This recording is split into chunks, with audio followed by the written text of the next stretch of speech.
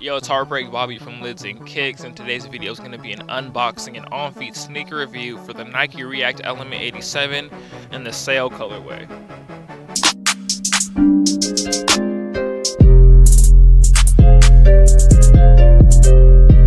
Alright, so today I have the Nike React Element 87, courtesy of the homie Jordan Chan behind the camera. The Nike React Element 87, like I said, it dropped on July 13th. So he traded the Travis Scott 4s for these right here. And he said they're not as comfortable as they're like being marketed. You know, it's like overhyped, it's not very comfortable. But he said it is very fashionable though.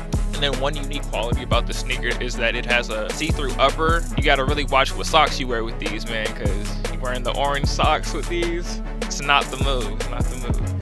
And then another unique quality about this sneaker is its cork insole, reminiscent of like LeBron, I believe it was a LeBron 10 corks they had. That's really about it for this sneaker review. We're gonna get into the unboxing and on-feet portion of this video. Make sure you like and subscribe.